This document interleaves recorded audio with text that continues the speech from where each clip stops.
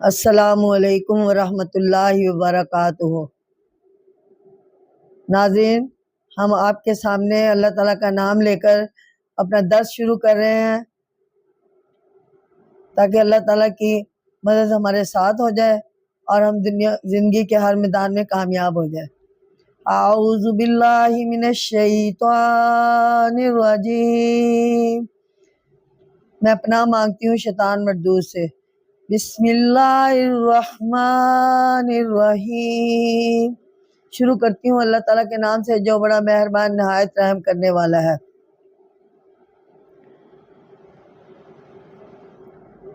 ربنا لا تزغ قلوبنا بعد إذ هديتنا هب لنا من لدنك رحمة إنك أنت الغفور الرحیم۔ سبحان اللہ والحمد للہ ولا الہ الا اللہ واللہ اکبر ولا حول ولا قوت الا باللہ العلی العظیم۔ ناظرین، اب میں آپ کے سامنے قرآن پاک کی سورۃ آل عمران اور اس کی آیت نمبر 15 جس کا ترجمہ و تفسیر پیش کرتی ہوں۔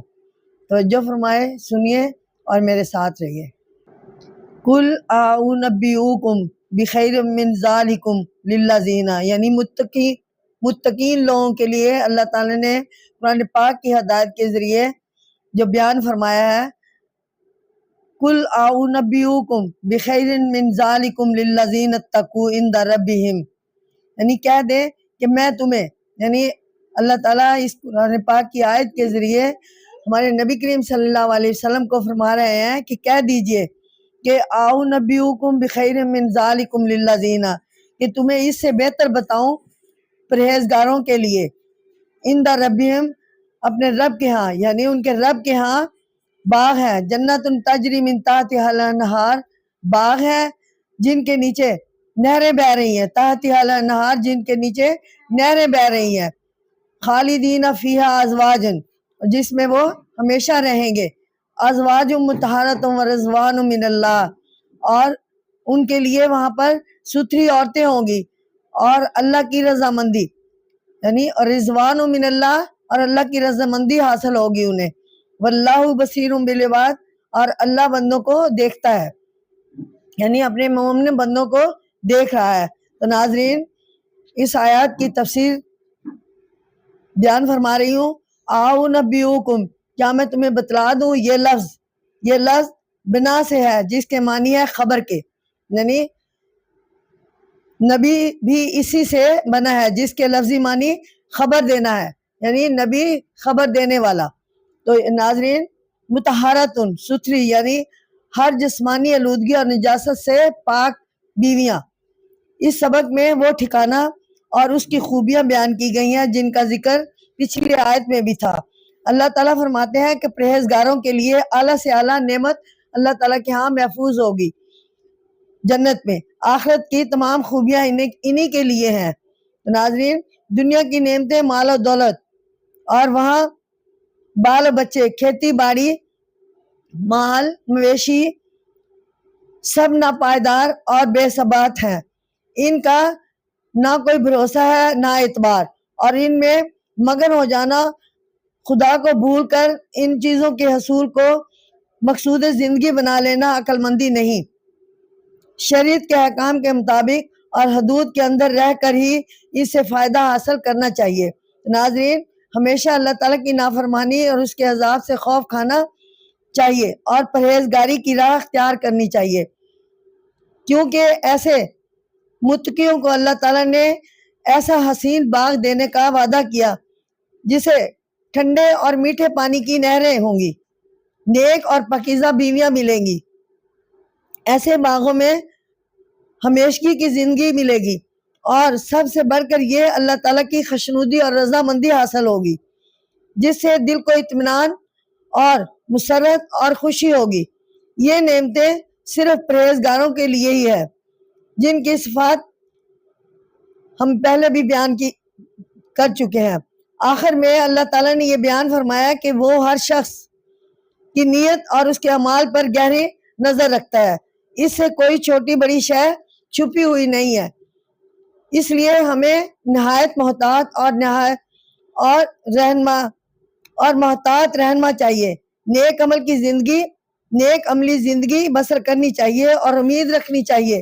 کہ وہ ہمارے اعمال کا ثواب دے گا انشاءاللہ۔ تو ناظرین، اب میں آپ کے سامنے قرآن پاک کی سورۃ آل عمران اس کی آیت نمبر 17 جس میں متقین لوگوں کی صفات بیان کی گئی ہے اس کے بارے میں ترجمہ و تفسیر آپ کے سامنے پیش کرتی ہوں۔ الذین یقولون ربنا اننا آمنا فاغفر لنا، یعنی جو کہتے ہیں اے ہمارے رب ہم ایمان لائے، یعنی اننا آمنا فاغفر لنا، ہم ایمان لائے اور سو ہمارے گناہ، ذنوبنا بخش دے، ذنوبنا ہمارے گناہ، وقنا عذاب النار اور ہمیں دوزخ کے عذاب سے بچا لے، الصابرین اور صبر کرنے والے، والصادقین اور سچے، والقانتین اور حکم بجا لانے والے، والمنفقین اور اللہ کی راہ میں خرچ کرنے والے، اور والمستغفرین بالاسحار اور پچھلی رات میں گناہ بخشانے والے۔ تو ناظرین، یہاں ان متقین لوگوں کی صفات بیان کی گئی ہے۔ یہ آیت نمبر 16 اور 17، یہ کے بعد 2 آیات کا ترجمہ تھا، اب میں اس کی آپ کے سامنے تفسیر بیان کرتی ہوں۔ تو ناظرین، اس آیت کی ان 2 آیات کی تفسیر کچھ ایسے ہے، بالاسحار یعنی پچھلی رات، تہجد کا ٹائم، سحر اس وقت کو کہتے ہیں جب رات کا اندھیرا صبح کے اجالے سے مل رہا ہو۔ رات کے اس آخری حصے کی خوبی یہ ہے کہ یہ وقت خاص طور پر دل جمی اور روحانی قوتوں کی بیداری کا وقت ہوتا ہے، اگرچہ اس وقت جاگنا نفس پر شاک گزرتا ہے۔ تو ناظرین، اس آیت میں ان لوگوں کی صفات بیان کی گئی ہے جنہیں پچھلے سبق میں متقین کہا گیا تھا۔ اللہ تعالیٰ نے آخرت میں جنت دینے کا وعدہ کیا ہے۔ یہ صفات ہم درج ذیل ہے جو میں آپ کے سامنے پیش کر رہی ہوں۔ یہ لوگ یعنی وہ ان متقین لوگوں کی طرف مخاطب ہو کے کہا جا رہا ہے کہ ان کی فسٹ میں یہ لوگ اپنے تقوی اور پرہیزگاری پر غرور و گمان کرنے کے بجائے عجز و انکسار کا نمونہ بنے رہتے ہیں۔ اللہ تعالیٰ کے سامنے ہمیشہ دست بدعا رہتے ہیں، یعنی اللہ تعالیٰ سے ہر وقت دعا مانگتے رہتے ہیں کہ اے خدا ہمارے گناہ بخش دے اور ہمیں دوزخ کی آگ سے بچا لے۔ تو ناظرین، اس کا متقین کی صفات نمبر 2 ہے، یہ لوگ صبر کرنے والے ہیں۔ جب کسی آزمائش میں ڈالے جاتے ہیں تو اللہ تعالیٰ سے دعا کرتے رہتے ہیں کہ وہ انہیں ثابت قدمی اور استقامت عطا فرمائے۔ صفت نمبر 3 ہے، یہ لوگ زبان، دل اور نیت کے سچے ہوتے ہیں، معاملہ کے کھرے ہوتے ہیں، جھوٹ، فریب اور منافقت سے قطعی طور پر پرہیز کرتے ہیں۔ متقین کی آیت نمبر 4 ہے، بڑی بڑی تکلیفیں جھیلنے کے باوجود بھی اللہ تعالیٰ کی فرما برداری پر لگے رہتے ہیں، گناہوں سے پرہیز کرتے رہتے ہیں اور غلط کاری اور بدی سے نفرت کرتے ہیں۔ صفت نمبر 5 متقین لوگوں کی ہے کہ اللہ تعالیٰ کے دیے ہوئے مال اور دولت کو اس کے مقررہ کیے ہوئے موقعوں پر خرچ کرتے ہیں، بخل اور کنجوسی سے کام نہیں لیتے اور صدقات اور خیرات میں بڑھ چڑھ کر حصہ لیتے ہیں، نیکی کا کوئی موقع ضائع نہیں جانے دیتے۔ اور متقین کی صفت نمبر 6 ہے کہ رات کے پچھلے حصہ میں اٹھ کر اپنے رب سے اپنے گناہوں کی اور اپنے خطائیں معاف کرواتے ہیں اللہ تعالیٰ سے، یعنی رات کا آخری حصہ عبادت میں گزارتے ہیں اور یوں سب کے دل سے گناہوں سے معافی کی طلبگار رہتے ہیں۔ ہمیں چاہیے کہ ہم بھی اپنے اندر یہ تمام صفات پیدا کرنے کی کوشش کریں، اگر ہم بھی متقین میں شامل ہو سکے اور اللہ تعالیٰ کی نعمتوں کے مستحق بن جائیں گے۔ آمین ثم آمین۔ میں آپ کے سامنے الوحیت یعنی خداوندی کی گواہی کہ اللہ تعالیٰ نے قرآنی آیات کے ذریعے اپنی گواہی کیسے پیش کی ہے، اس آیات کے مطابق یعنی آیت نمبر 18 جس کا ترجمہ و تفسیر آپ کے سامنے پیش کروں گی۔ شاہد اللہ انہ لا الہ الا ہوا، یعنی اللہ نے گواہی دی کہ اس کے سوا کسی کی بندگی نہیں، یعنی اللہ تعالیٰ خود قرآن پاک میں گواہی پیش کر رہے ہیں کہ اللہ نے گواہی دی کہ اس کے سوا کسی کی بندگی نہیں، بل اور ملائکہ تو فرشتوں نے، یعنی یہ گواہی فرشتوں نے بھی دی، وَأُولُو الْعِلْمِ اور علم والوں نے بھی دی، قائماً بالقسط اور انصاف کا حاکم ہے جو، اس نے بھی لا الہ الا هو العزیز الحکیم، اس کے سوا کسی کی بندگی نہیں، وہ زبردست اور حکمت والا ہے۔ تو ناظرین، اس آیات میں اللہ تعالیٰ نے کچھ ایسے اپنی تفسیر بیان فرمائی ہے اس آیات کی کہ اللہ تعالیٰ نے خود قرآنی آیات کے ذریعے شہادت دی ہے، یعنی شاہد اللہ نے گواہی دی۔ اللہ تعالیٰ کی یہ گواہی آسمانی کتابوں میں برابر آتی ہے، یعنی سابقہ آسمانی کتابیں جو پہلے نبیوں پر نازل ہوئی تھی ان میں بھی بار بار یہ گواہی اللہ تعالیٰ کی طرف سے آتی رہی۔ اس کے علاوہ کائنات کا ایک ایک ذرہ شہادت دے رہا ہے کہ عبادت کے لائق رب العالمین کے سوا کوئی نہیں۔ کتاب الہی کی شہادت نقلی دلیل کی حیثیت رکھتی ہے، اور زمین اور آسمان کی تمام چیزیں عقلی دلیل کا کام دیتی ہیں، گویا عقل اور نقل دونوں قسم کے دلائل موجود ہیں۔ آسمانوں کی تمام چیزیں عقلی دلیل کا کام دیتی ہیں۔ الملائکات فرشتے، یعنی فرشتے بھی یہ گواہی دیتے ہیں کہ اللہ تعالیٰ کے سوا اور کوئی ہستی عبادت کے لائق نہیں۔ گویا یہ بھی واضح کر دیا کہ خود فرشتے جنہیں مشرک قومیں دیوی اور دیوتا سمجھتے ہیں، اللہ کی توحید کے گیت گاتے ہیں۔ علم والے، اولو العلم یعنی علم والے عالم، علم کے معنی جاننا اور معلوم کرنا ہے۔ علم محض حرف شناسی اور کتابوں کے ورق گردانی کا نام نہیں، بلکہ اولو العلم سے مراد وہ اہل علم ہے جو حقیقت کو جاننے اور پہچاننے کی صلاحیت رکھتے ہیں۔ توحید کے ماننے میں کیا تعامل ہو سکتا ہے جبکہ خود اللہ تعالیٰ اپنی تمام کتابوں کے علاوہ کارخانہ قدرت سے اس بات کی گواہی دے رہے ہیں کہ صرف وہی لائق عبادت ہے، یعنی عبادت کے لائق صرف اللہ تعالیٰ ہی ہے، اللہ تعالیٰ کے سوا کوئی اور عبادت کے لائق نہیں۔ اس کے علاوہ فرشتے اور اہل علم بھی اللہ تعالیٰ کی توحید کی شہادت دیتے ہیں۔ توحید کو نہ ماننا اور شرک پر قائم رہنا صریحاً جہالت ہے، اور اپنی صفت قائم بالقسط بیان کر کے اللہ تعالیٰ نے یہ بتا دیا کہ عیسائیوں کا مسئلہ کفارہ غلط ہے، کہ کیونکہ یہ کیسے ہو سکتا ہے کہ تمام لوگوں کے گناہ ایک شخص کے سر لاد دیے جائیں، یعنی وہ لوگ کہتے ہیں کہ یہ ہمارے جو تمام گناہوں کی سزا ہے یا جو مشکلات تھی وہ حضرت عیسیٰ علیہ السلام نے جو ہے ان پر وہ ان کا کفارہ دیں گے، تو یہ بات غلط ہے۔ جس نے جو کیا ہے وہ اپنے کیے کے انجام کو پہنچے گا، تو یہ ان کا یہ عقیدہ اللہ تعالیٰ نے غلط ثابت کر دیا ہے۔ ان سب کے لیے اکیلا ہی سزا بھگت کر سب کو بری کرا دے گا، تو یہ غلط بات ہے، بلکہ اللہ تعالیٰ انصاف والا ہے، وہ ہر شخص کو اس کے اپنے عملوں کا پورا حساب یا پورا بدلہ دے گا، اور ہر شخص کو اپنے اعمال کے سبب جنت اور دوزخ ملے گی۔ تو ناظرین، اب میں آپ کے سامنے قرآن پاک کی سورۃ آل عمران اور اس کی آیت نمبر 19 جس کا ترجمہ و تفسیر آپ کے سامنے پیش کروں گی۔ وَمَا اخْتَلَفَ الَّذِينَ أُوتُوا الْكِتَابَ، اور کتاب والے مخالف نہیں ہوئے،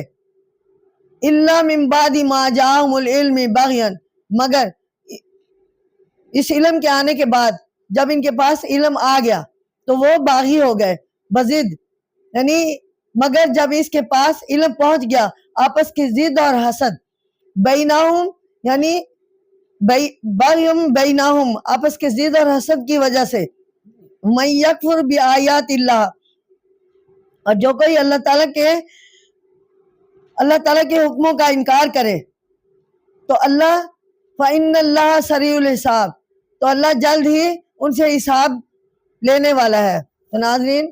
یہاں پہ اس آیات کی تفسیر یعنی جو اللہ تعالیٰ کے احکام کی خلاف ورزی کرتا تھا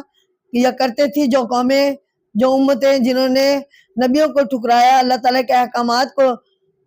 جھٹلایا تو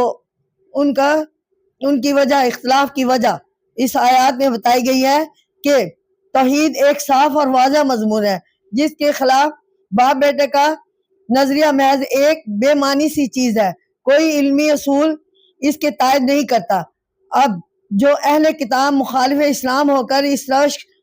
حقائق کو جھٹلائے اور اللہ تعالیٰ کی فرما برداری سے سرتابی کریں تو اس کے سوا اور کیا کہا جا سکتا ہے کہ محض ضد، حسد، اناد اور جاہ و مال کی حرص میں ایسا کر رہے ہیں۔ ناظرین، یہودی اور عیسائیوں کے درمیان جو اختلافات ہوئے یا ان سے جو بہت سے فرقے بنے پھر مخالفت باہمی خوفناک جھگڑوں اور لڑائیوں پر ختم ہوئی۔ تاریخ بتاتی ہے کہ اس کا انتشار محض غلط فہمی یا جہالت نہ تھی بلکہ اکثر حالات میں محض مال و دولت کی محبت اور جا پرستی سے یہ فرقہ وارانہ اختلافات پیدا ہوئے۔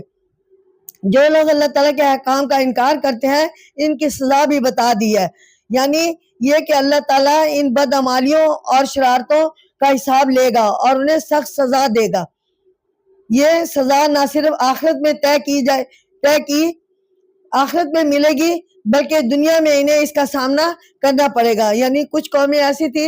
جن پر اللہ تعالیٰ نے ان کے کیے کے سبب دنیا میں ہی عذاب نازل کر دیا تھا۔ اس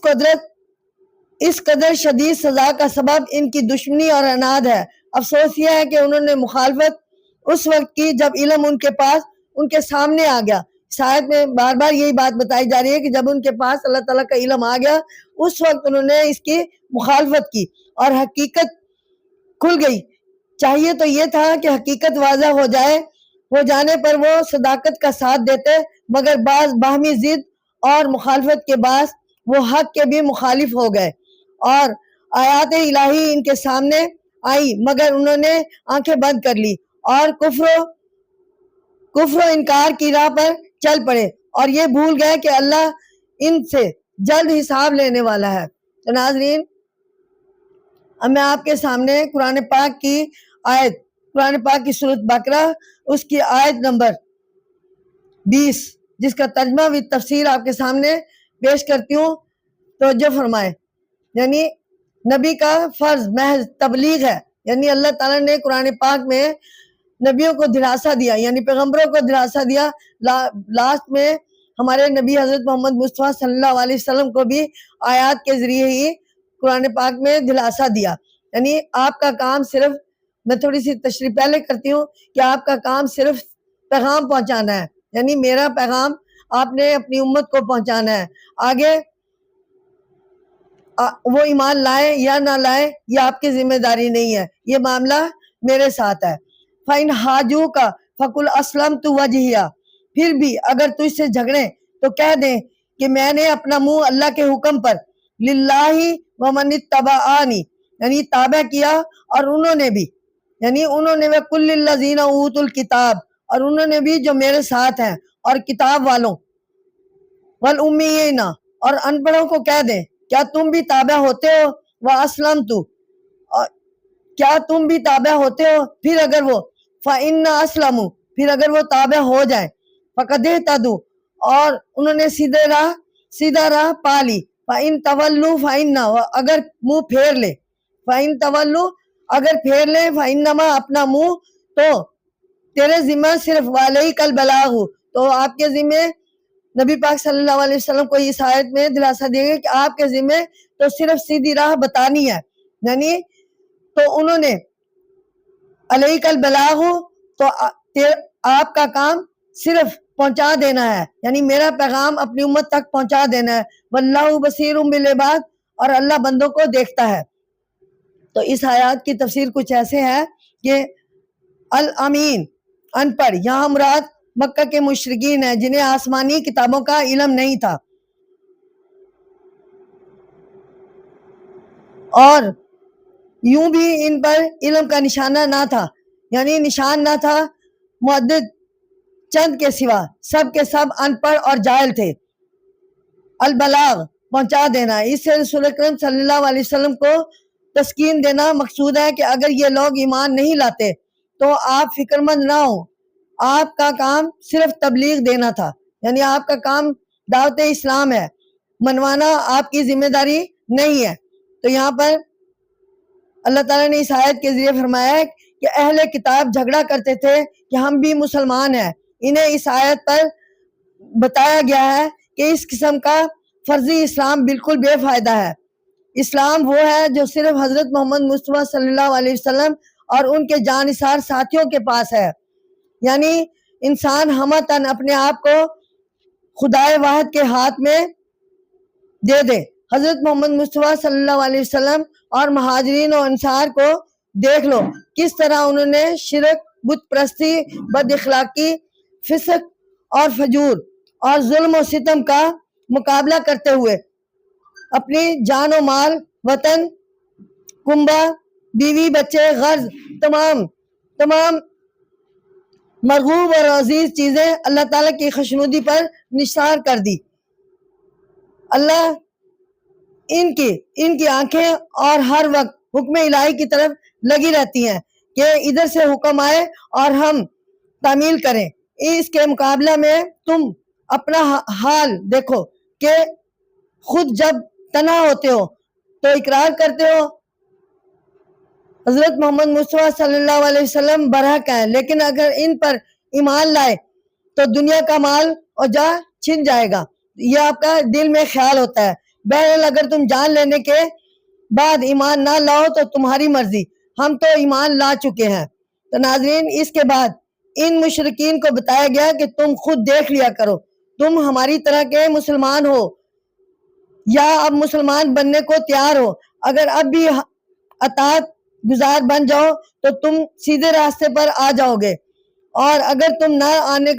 نہ مانے تو ہمارا کام صرف تبلیغ کرنا ہے، اللہ تعالیٰ کے احکام تم پر پہنچا دینا ہے، تمہیں ایک نیک و بد کی تمیز سکھانا ہے۔ اللہ تعالیٰ سب کے ظاہری اور باطنی حالات خوب جانتا ہے۔ ناظرین، اب میں آپ کے سامنے قرآن پاک کی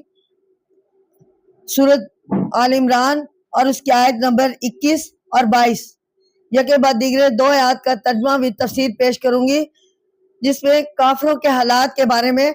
بتایا گیا ہے، اور یہاں پہ انہیں کچھ ایسا عنوان دیا گیا کافروں کے کرتوت۔ ان الذین یکفرون بآیات اللہ، جو لوگ اللہ کے حکمرانوں کا، اللہ کے حکموں کا انکار کرتے ہیں، بآیات اللہ یعنی اللہ تعالیٰ کی آیات کا انکار کرتے ہیں، وَيَقْتُلُونَ النَّبِيِّينَ بِغَيْرِ الْحَقِّ، اور پیغمبروں کو ناحق قتل کرتے ہیں، وَيَقْتُلُونَ، اور انہیں بھی جو الَّذِينَ يَأْمُرُونَ بِالْقِسْطِ مِنَ النَّاسِ، جو انصاف کا حکم کرتے نہیں، اور دردناک فَبَشِّرْهُم بِعَذَابٍ أَلِيمٍ، اور اللہ تعالیٰ نے اس آیت میں فرمایا کہ انہیں دردناک عذاب کی خوشخبری دے دیں۔ اولئک الذین حبطت اعمالہم، یہی ہیں جن کے اعمال ضائع ہوئے، فی الدنیا، دنیا میں، والآخرت، اور آخرت میں، وما لہم من ناصرین، اور ان کا کوئی مددگار نہیں ہوگا ایسے لوگوں کا جو نبیوں کو قتل کرتے تھے ناحق اور اللہ تعالیٰ کی آیتوں کو جھٹلاتے تھے۔ تو ناظرین، ان کی تفسیر، اس آیات کی تفسیر کچھ ایسے ہے، یامرون بالقسط یعنی انصاف کرنے کا حکم دیتے، یعنی لوگوں کو اخلاق کی ہدایت کرتے، باہمی معاملہ میں عدل و انصاف کی تلقین کرتے، اور ان کے سچے ساتھی ہیں یعنی مومن لوگ۔ اس آیات میں ایک حدیث فرما کر اللہ تعالیٰ نے بتایا ہے کہ انصار اور دیگر کافروں کو بتایا جا رہا ہے کہ اللہ تعالیٰ سے منکر ہو کر پیغمبروں اور دوسرے نیک و انصاف پسند لوگوں سے مقابلہ کرنا، نصیحت کرنے والوں سے جھگڑنا اور سنگ دل سے انہیں موت کی گھاٹ اتار دینا بہت بڑا ظلم ہے، ان لوگوں کو سخت سزا ملے گی۔ ایک حدیث سے پتہ چلتا ہے کہ نبی بنی اسرائیل نے ایک دن میں 43 نبی اور 170 صالحین کو شہید کیا، اور اس طرح مجرموں کی فہرست میں شمار ہوئے۔ یہ تمام واقعات قرآن مجید اس لیے پیش کر رہا ہے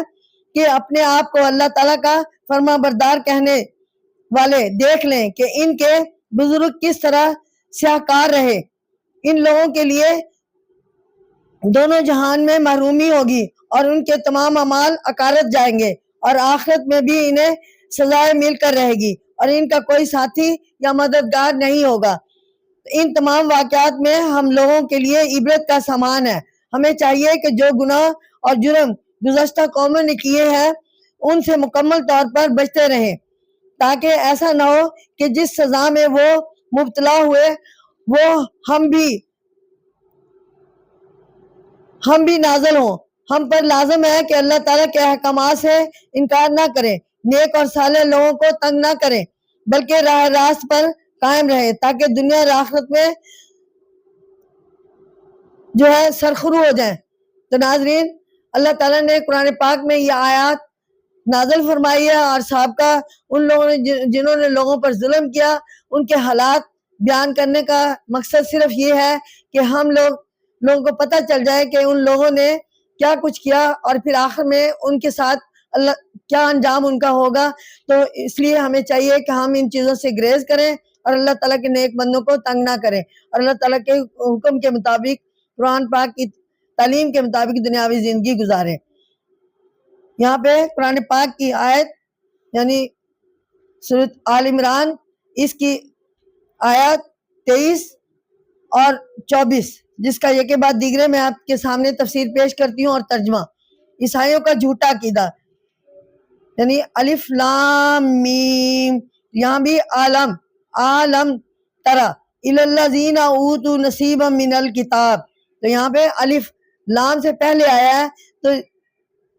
ضروری ہے کہ کسی اہم واقعے کے بارے میں ہمیں بتایا جا رہا ہے۔ علم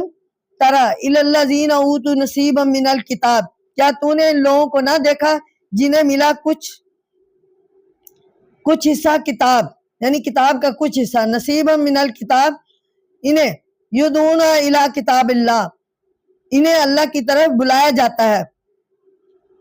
لیحکم، تاکہ وہ کتاب ان میں، یعنی اہم کتاب اللہ تعالیٰ کی ہے جس کے بارے میں بتایا جا رہا ہے کہ کتاب اللہ، یعنی تاکہ وہ کتاب ان میں حکم کرے، لیحکم بینہم، ان میں ان کے آپس میں ان میں حکم کرے، ثم یتولی فریق منہم، پھر ان سے بعض منہ پھیرتے ہیں، یعنی اس کتاب سے کچھ لوگ ایمان لاتے اور کچھ نہیں لاتے، یعنی منہ پھیر لیتے ہیں، وہم معرضون، اور وہ تغافل کرتے ہیں، یعنی اس سے بیزار ہوتے ہیں، ذالک بانہم قالوا لن، یہ اس واسطے کہ کہتے ہیں ہمیں ہرگز تمسنا النار الا ایاما معدودات، یہ اس واسطے کہتے ہیں کہ ہمیں ہرگز دوزخ کی آگ نہ چھوئے گی، یعنی یہ عیسائیوں کا، بنی اسرائیل کے لوگوں کا خیال تھا، تمسنا النار الا ایاما معدودات، یہ اس واسطے کہتے ہیں کہ ہمیں دوزخ کی آگ ہرگز نہ چھوئے گی اور نہ لگے گی مگر گنتی، اگر چھوئے گی یا اگر لگے گی الا ایام معدودات، تو گنتی کے چند دن، اور وغرہم فی دینہم، اپنے دین میں بہکے ہوئے ہیں، یعنی وہ لوگ اپنے دین میں بہکے ہوئے ہیں، ما کانوا یفترون، اور اپنی بنائی ہوئی باتوں پر غرور کرتے ہیں، تکبر کرتے ہیں، اپنے خیال میں کھوئے ہوئے ہیں۔ اس آیات کا یہ تفسیر کچھ ایسے ہے کہ یہ بیان کیا گیا ہے کہ جب ان منکروں کو دعوت دی جاتی کہ قرآن کریم کی طرف آؤ جو خود تمہاری کتابوں کی دی ہوئی بشارتوں کے مطابق آیا ہے، یعنی سابقہ قرآن پاک کی طرف جب ان عیسائیوں کو، یہودیوں کو، یہ کہا جاتا ہے کہ تم اس قرآن پاک کی، یعنی اللہ تعالیٰ کے آخری نبی حضرت محمد مصطفیٰ صلی اللہ علیہ وسلم پر جو کتاب نازل ہوئی ہے اس کی طرف آؤ، اس پر ایمان لاؤ، اور جو تمہاری سابقہ کتابیں، جو تمہاری کتابوں کے احکامات تھے انہی کی نشاندہی کر رہا ہے، تو تمہارے اختلافات کا ٹھیک فیصلہ کرنے والا ہے۔ تو اس کے بعض عالم اس سے منہ موڑ لیتے ہیں، یعنی کچھ لوگ جو تعلیم رکھتے ہیں لیکن اس کے باوجود قرآن پاک پر یقین نہیں رکھتے، قرآن پاک سے منہ موڑ لیتے ہیں حسد کی بنا پر، حالانکہ قرآن مجید کی طرف دعوت تورات انجیل ہی کی طرف دعوت دیتا ہے، یعنی قرآن مجید میں بھی تورات اور انجیل اور کے بارے میں تفصیل سے بتایا گیا ہے۔ یہ لوگ خود اپنی کتابوں کی ہدایت احکام سے منہ پھیر لیتے ہیں، یعنی جنہوں نے اپنی کتابوں میں ہی اختلاف، اپنی کتابوں میں رد و بدل کر لیا تو وہ قرآن پاک کو ماننے کے لیے تیار ہی نہیں، اور اپنی خواہش نفس کے مطابق ان میں تبدیلی رد و بدل کر دیتے ہیں، اور نہ ان کتابوں کی دی ہوئی خوشخبریوں کی پرواہ کرتے ہیں، نہ ان کی پیشن گوئیوں کو مانتے ہیں۔ تو ناظرین، اس کے بعد یہ بتایا گیا ہے کہ جرائم اور گناہ کی طرف ان کی اس قدر رغبت کی وجہ یہ ہے کہ اللہ تعالیٰ کی طرف سے ملنے والی سزا سے بالکل بے خوف ہے، یعنی وہ کہتے ہیں کہ اللہ تعالیٰ کی سزا ہمیں نہیں ملے گی، ہمارے حصے کا جو گناہ ہم کرتے ہیں اور ہمارے نبی حضرت عیسیٰ علیہ السلام جو ہے وہ ان کا کفارہ ادا کر دیں گے، تو یہ ان کے خیال غلط ہے۔ انہوں نے من گھڑت مسئلے بنا رکھے ہیں، جن پر ایک مسئلہ یہ بھی ہے کہ ہمیں اول تو سزا ملے گی ہی نہیں، اور اگر ملی بھی تو صرف چند دنوں کے لیے ملے گی۔ نصارہ نے ان سب سے آگے بڑھ کر کفارہ کا مسئلہ گھڑ لیا تھا، جس کے مطابق سب گنہگاروں کی سزا حضرت عیسیٰ بھگت چکے ہیں۔ تو ناظرین، یہ ان کے خیالات غلط ہیں، اللہ تعالیٰ ان کو ہدایت دے۔ تو سامعین، اب میں آپ کے سامنے قرآن پاک کی آیت، قرآن پاک کی سورت آل عمران، اس کی آیت نمبر 25، جس کا ترجمہ و تفسیر پیش کرتی ہوں، اور اس کا عنوان کچھ ایسا ہے کہ آخرت کا انجام۔ فَكَيْفَ إِذَا جَمَعْنَاهُمْ لِيَوْمٍ لَا رَيْبَ فِيهِ، یعنی پھر کیا ہوگا جب ہم انہیں ایک دن جمع کریں گے، یعنی آخرت کا انجام ایسے لوگوں کا۔ تو یہ آیت بتا رہی ہے کہ پھر کیا ہوگا جب ہم انہیں ایک دن جمع کریں گے، لِيَوْمٍ لَا رَيْبَ فِيهِ، انہیں جس میں جمع کریں گے، وَفُوفِيَتْ كُلُّ نَفْسٍ مَا كَسَبَتْ، کوئی شک نہیں، جس میں یعنی قیامت کے آنے میں کوئی شک نہیں ہے، قیامت انشاءاللہ ضرور آئے گی، اللہ تعالیٰ کا فرمان ہے۔ سابقہ کتابوں سے لے کے اب تک قرآن پاک میں اللہ تعالیٰ بار بار آیات کے ذریعے ہمیں قیامت کے بارے میں بتا رہے ہیں۔ ووفیت، ہر نبی نے بھی قیامت کے بارے میں بتایا۔ ووفیت کل نفس ما کسبت، ہر شخص کو اپنا کیا ہوا پورا ملے گا۔ ووفیت کل نفس ما کسبت، ہر شخص کو اس کے اعمال کا سبب، یعنی جو انہوں نے دنیا میں کیا ہے اس کے سبب آخرت میں ملے گا۔ وہم لا یظلمون، اور ان کی حق تلفی نہ ہوگی۔ تو یہاں پہ اس آیت کی تفسیر کچھ ایسے ہے کہ اس آیت میں اللہ تعالیٰ نے قیامت اور اس کے ہولناک نتائج کی طرف انہیں متوجہ کیا ہے۔ ارشاد ہوتا ہے کہ اس دن کو کیوں بھول رہے ہو جس دن سب کو جمع کیا جائے گا، بھلا اس دن کے واقع ہونے میں کسی کو شک ہو سکتا ہے؟ قرآن جی سے قطع نظر کر لو، پھر بھی ہر مذہب میں یا عقیدہ اعضائے دین میں شامل ہے، آخرت میں ہر شخص کو اس کے اعمال کا پورا بدلہ مل جائے گا۔ قرآن مجید میں ایک جگہ ارشاد ہوا ہے کہ جس نے ذرا بھر نیکی کی ہوگی وہ اس کے جزا پا لے گا، اور جس نے دنیا میں ذرا برابر بدی کی ہوگی وہ اپنے انجام کو پہنچ جائے گا، اور اس کو اس کا انجام مل جائے گا، وہ اس کی سزا بھی بھگتے گا، کوئی بھی اعمال کے نتائج سے بچ نہ سکے گا۔ اس صورت کی ابتدا ہی سے اہل کتاب کو مخاطب کیا جا رہا ہے، خصوصاً بار بار نصارہ کو حضرت ختم النبیین صلی اللہ علیہ وسلم اور ان کی کتاب برحق کی طرف دعوت دی جا رہی ہے، لیکن ان لوگوں کا رویہ ہمیشہ سے یہ رہا کہ انہوں نے ہر سچے اور نیکوکار کو جھٹلایا، اس کی شدید مخالفت کی، حد یہ کہ انبیاء علیہ السلام کے قتل تک سے باز نہ آئے۔ دوسری طرف ان کے قائد کے پودے پن کے ہدیہ یہ ہے کہ اپنے آپ کو اس قدر معصوم خیال کرتے ہیں کہ دوزخ کی آگ انہیں کچھ نہ کہے گی، اگر دوزخ میں گئے بھی تو چند دن کے لیے۔ یہ سب ان کے نفس کا دھوکہ ہے، ان باتوں کا حقیقت سے دور تک واسطہ نہیں، بھلا کوئی شخص اپنے کیے کی سزا سے کیسے بچ سکتا ہے؟ تو اللہ تعالیٰ نے قرآن پاک میں بار بار فرمایا ہے کہ آیت کا آخری جملہ یہ ہے کہ اس دن کسی کے حق تلفی نہ ہوگی اور ذرا کا حساب ہو جائے گا، اور معمولی سے معمولی کام کا نتیجہ سامنے آ جائے گا۔ اگر انسان اس دن کو یاد رکھے تو وہ گناہ کا خیال بھی دل میں نہ لائے۔ بس ناظرین، اب ہمارا درس جو ہے اختتام کو پہنچا۔ انشاءاللہ آئندہ ہم ہدایت کا سرچشمہ قرآنی آیات کو لے کر اپنا اگلا درس پیش کریں گے انشاءاللہ۔ اس وقت کے لیے اللہ حافظ۔ السلام علیکم ورحمۃ اللہ وبرکاتہ۔